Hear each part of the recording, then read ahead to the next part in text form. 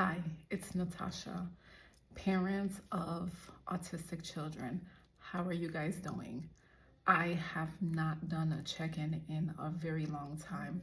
We've been just really busy over here trying to get down certain skills. And with that, sometimes fatigue sets in. And not like the fatigue that if I need to rest, I will be completely recovered. It is a consistent fatigue that is just from doing repetitive things. And sometimes when we work on life skills, we have to continuously do those skills, practice them all the time to ensure that he is understanding and remembering. But sometimes we experience types of regression in which it seems as though he has never done it before, or that we have to take a step back and backtrack and start almost from the beginning again.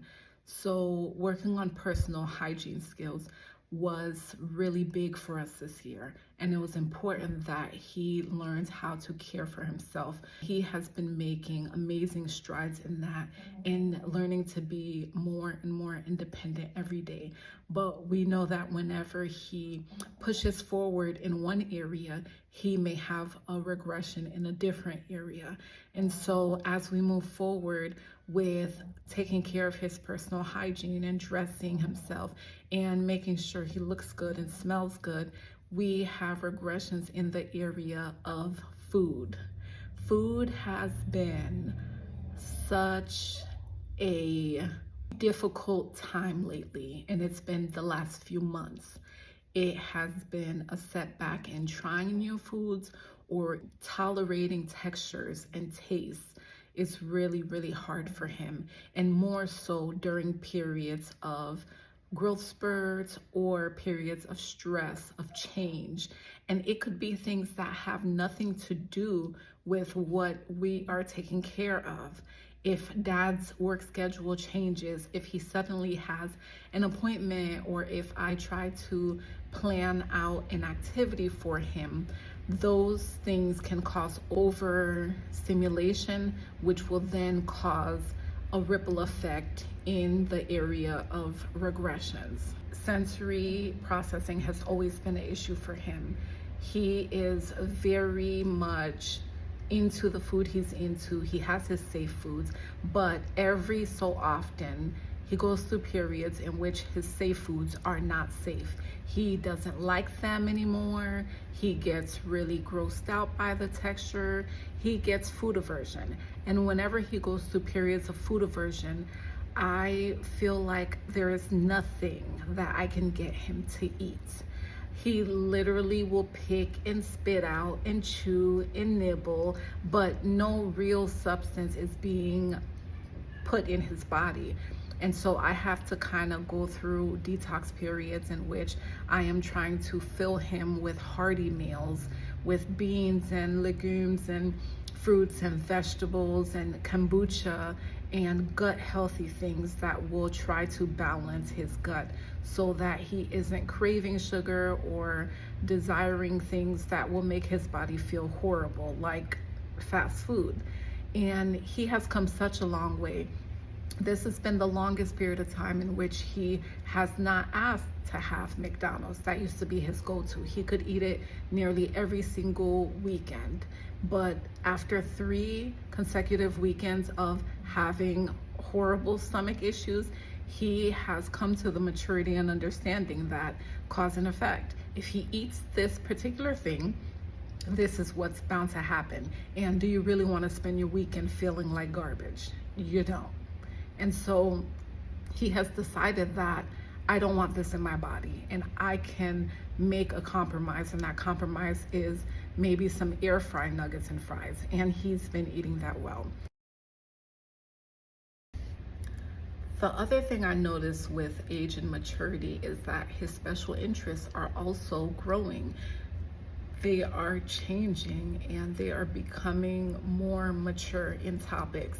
So we are having more mature conversations about things, about weapons and war, and about relationships and family and And so he is becoming more curious about the world around him in a more mature way. He is more expressive, although he still has limited language, which he can still use his gestalts to communicate what it is that he wants to say. And also, he normally experiences selective mutism, periods of silence in which he cannot speak, particularly when he is completely overwhelmed. And I found that as he is growing, he is better able to keep his language when he is feeling overwhelmed or mad. Now he can say, I'm feeling angry, I'm feeling upset, I need some time. And I pretty much go through the list of his strategies. I can help you to a certain extent. The conversations for us sound more like, I'm here to assist you, but I'm not here to do it for you. And so I can help you think of strategies in this moment. Would you like my assistance? Yes or no? He answers. If the answer is no, then he must process on his own, find a strategy that works for him, whether it's bouncing, Play-Doh, slime, independent time in a dark space, listening to soft music or words of affirmations, or reaffirming himself, giving himself positive speech so that he can in turn feel better. If he does want my assistance, then I will be there to some degree, but not in the degree that I was when he was younger. The early years were all about him, every second. The last 6 years of homeschooling has been so much of emotional support and skills with communicating, expressing yourself, and recognizing the emotions you're feeling, as well as expressing them to people and navigating how to process them in good and healthy ways without harming yourself or harming others. It's been teaching him self-awareness and checking him in the moments where he started to lose control, so that he could recognize those moments in himself and he can kind of nip it in the bud before it gets too far. He knows these are my strategies, these are what I'm gonna do, or I'm gonna confront the person that made me feel this way.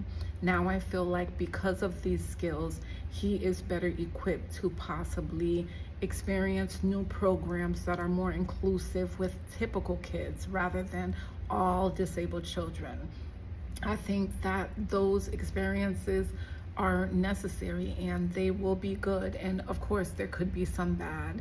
That is what it is. I think you have to take the good with the bad and just stand at a close distance, ready to facilitate in any mishaps that happen, or communicate to the staff what the expectations are.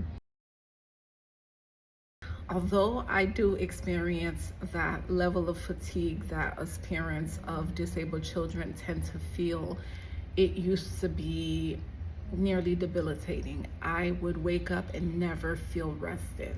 But now it feels more manageable. Now, as I give him more tools and give him more time and more practice to do the things that he needs to do to care for himself, I find that I have more time for myself. I've been able to build miniature houses like book nooks.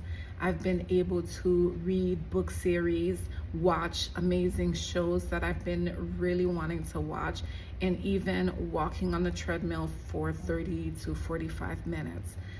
It's giving me my time back. And moving forward to his preteen years, I am looking for more of that. And that's okay. It's not wrong to want to have some time to yourself, especially when you pour. I am getting to bed earlier, and his nighttime routine he takes care of by himself, which is giving me some time to breathe and relax at night. These days, he does a lot of research. If there's something that he wants to know about, he will research it. And it seems like something so silly sometimes. And he'll ask me questions, and I have to then kind of go through his history to see what he's talking about. Like, would my body break down if I was swallowed by a whale in their stomach acid? If I didn't see the video or try to find the answer to that question, I wouldn't have known which video in particular he was watching. So he is really expanding his interests, and he is really trying to share those interests with me and Dad. In the earlier days, when his schedule suddenly changed or my husband's schedule suddenly changed, it was all bets off. He would be just completely disoriented for the full week. And now he is understanding, look, sometimes these things happen, and this is the schedule. There is no other way to deal with it but to accept it. And the sooner he gets to do that, the sooner he can move on to things that might make him feel happier. If you are the parent of an autistic or disabled child, I just want to tell you to stay encouraged, particularly when they're younger. I know it feels like you're pouring and pouring and pouring, and soon you're going to start seeing the little buds of the seeds you planted. They will start to sprout, and eventually there will be an orchard. So continuously set those expectations, keep ensuring that they meet it, even if there's setbacks, even if it's 1 step forward and 5 back, even if there's regressions, even if there's behaviors. You keep pushing through, keep setting those expectations and assisting them in rising to the occasion, because they are capable. I hope that with all the things that you do, you are finding time for yourself, that you are penciling time for rest and recovery, because it is vital. If not, you will experience burnout, and worse than burnout, you will crash. And that is a type of fatigue that just doesn't go away. As you give them more opportunities to show up, you can start to scale back a little bit. Yes, it's still going to be a lot, but little by little. Thanks for watching. I disappear a lot, and that is because I am taking the time to rest and recover. So don't forget that we are here, and I hope that in this video you were able to get at least one sliver of encouragement. And if you have any questions, let me know. But how are you? What's happening? What successes have you had? What setbacks have you had?